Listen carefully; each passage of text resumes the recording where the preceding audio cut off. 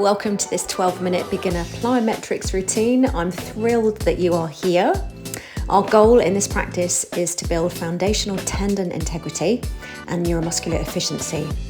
We're also working on developing coordination and control, along with teaching our system how to absorb force safely. So we'll spend some time on our landing mechanics with long ground contact times as we build stronger bones, work on tissue capacity and also resilience. Starting with a quick warm-up, we'll move into low-intensity extensive plyometrics, which will total 92 light ground contacts. This will build tendon resilience and also rhythm. And then from there, we'll transition into higher effort intensive plyometrics, just 20 ground contacts here, focusing on safe force absorption, rapid deceleration and explosive power. Now, a quick note on footwear. You'll notice that I'm training barefoot today as I've conditioned my feet over time. If you're joining me barefoot, that's great. However, if you prefer shoes, please wear a standard gym shoe or flat trainers, as we want to avoid heavily cushioned running shoes as we're building a solid, stable connection with the floor. Now for your surface, you want to aim for either firm grass lawn, maybe a turf field, rubber gym flooring. This could also be a yoga mat over a studio hardwood, for example. Avoid overly squishy foam mats so that your ankles stay nice and stable and responsive. So let's go find your space, focus on quiet, rhythmic landings, and let's get started. So the first technique in our dynamic warm-up is ankle rocking. So nice and simple, you can lean against a wall if you struggle with the balance here. Otherwise, you're simply going to come up nice and high onto the balls of the feet and the toes. Pause, roll back down onto the heels, lifting the toes. Keep it nice and controlled, smooth rhythm. Waking up the Achilles and our ankle mobility. Dynamic hip hinge with arm swings. We've got 12 reps here. So I start in a quarter squat as I press my hips back, arms back behind me, and then a strong squeeze of the glutes as I stand up, nice and tall, reaching the arms overhead. So we're essentially just grooving that hip hinge pattern, which we need for absorbing force and generating that distance with our jumps to come later in the practice.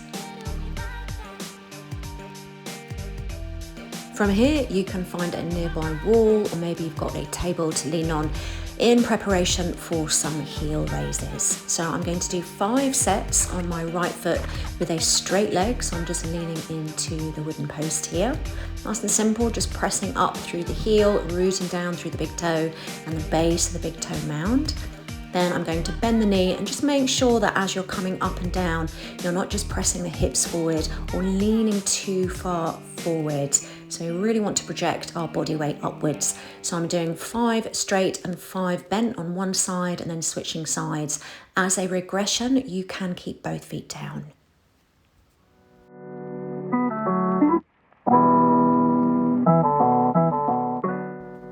Coming up, we have 2 sets of 10 light ankle pogos. Low ankle pogos. So try not to bend the knees too much here. Nice and springy at the ankles. Keep it soft, quiet, quick little bounces, almost light like a feather. Okay, we have a 15-second rest interval. So you can just stand on the spot, get a little bit of light movement in. Coming up, we've got our final set of those light ankle pogos. Last set of 10 light ankle pogos. Keep it light, springy, and sub-maximal. Enjoy another 15 seconds of rest here. We've got one more technique for our dynamic warm-up, and that is our fun penguin marches.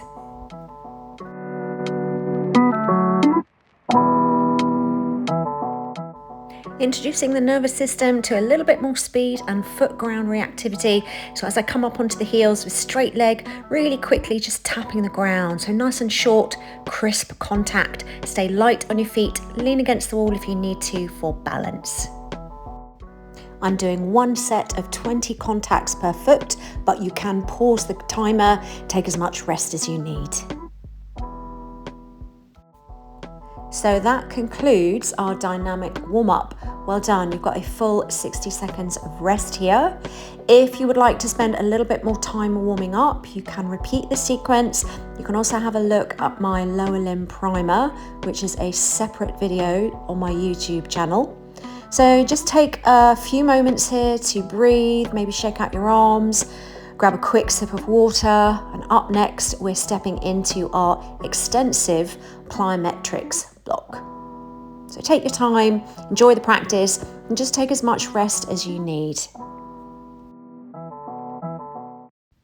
So we want to feel nice and energized once we've completed this practice. This is not about getting in high intensity or getting the heart rate up really high or working so much on our metabolic conditioning. It's really just building that elastic capacity through our tissues.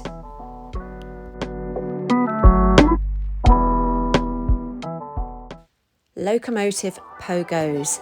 2 light jumps forward on both feet, followed by 1 jump back. Now 1 rep counts as 2 jumps forward with 1 back. So we're going to do 5 in total for our first set, and then we'll rest for 15 seconds. Rest for 15 seconds.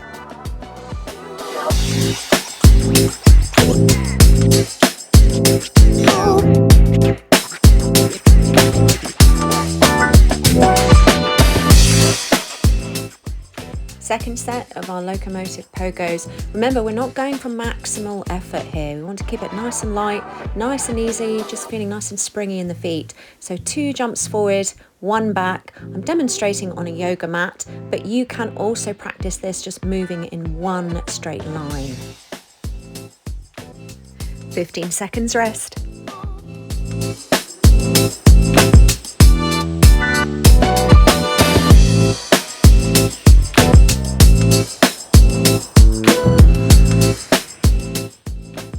Hopscotch hops. These are really fun. You're just simply jumping out and then in, traveling to the top of the mat and back again. So in each set, we're hitting the ground 15 times. So every time you land, that's 1 ground contact. So out, in, nice and simple. 15 seconds rest.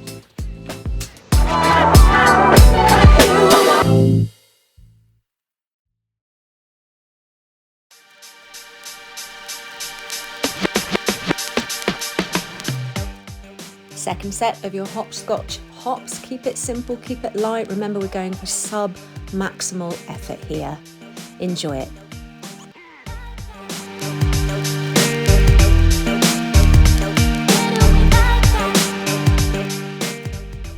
"15 seconds rest." So preparing for our 4-corner stick, which can be a lot of fun as we're going to introduce single leg hopping. Enjoy this one. Now imagine there's a very small box on the floor, and with 1 foot, so you're going to balance on 1 foot, you're going to hop into each corner in 1 direction, and then you'll switch direction. 8 contacts each side.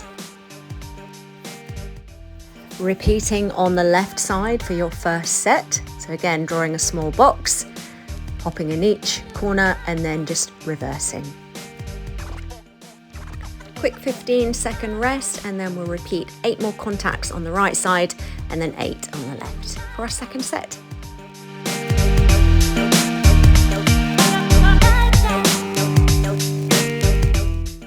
Okay, coming into our second set on the right side now. If you need to regress, you can simply hop in place, but you might find that as you build confidence and capacity here, that little imaginary box becomes even bigger.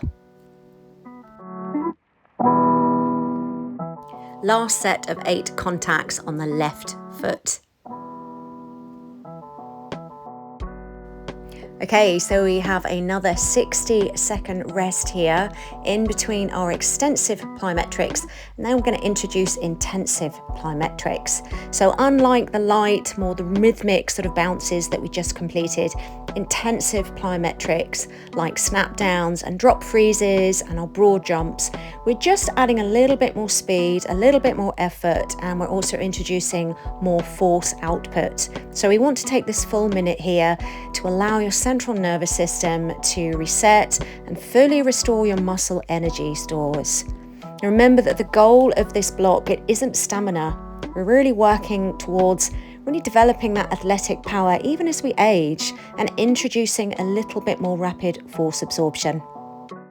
So grab yourself a small box, anywhere between 6 to 12 inches, but you can also use a small step for the next block. Enjoy this. Snap downs. From a quarter squat, you want to reach tall and snap down. When you get to the bottom, pause like a statue. Think hips back, chest up, and freeze. So the benefit of practicing this is that we're training on rapid deceleration and also high velocity eccentric braking force. 1 set of 5 reps. Longer recovery here, we've got 30 seconds.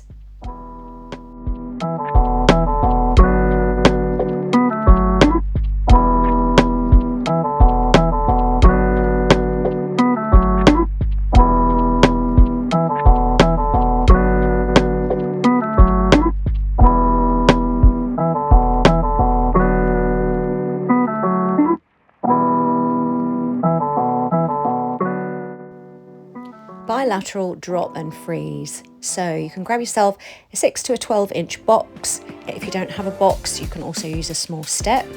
What we want to do is step off, we're not jumping off, and land quietly with control. So what's happening is as we land, we're dissipating force.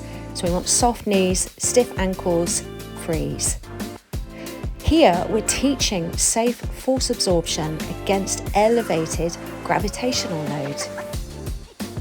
1 set, 5 reps.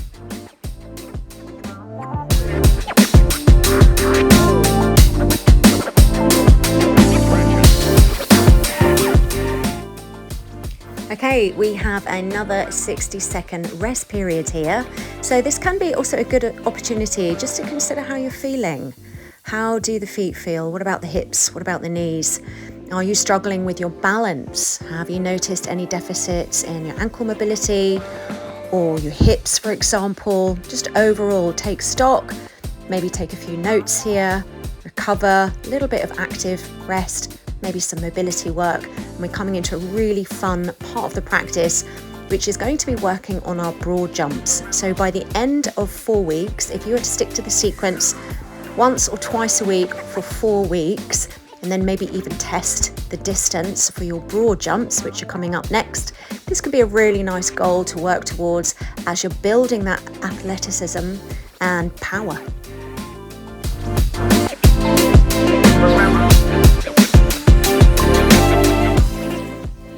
Okay, so now for the really fun bit. We're coming into our broad jumps. We're going to do 2 sets of 5 reps. Now, I know that it can be really tempting to be super explosive when you're trying this out for the first time, but I really would recommend that you keep it sub-maximal to begin with and actually focus on just landing softly and seeing if you can stick your landing.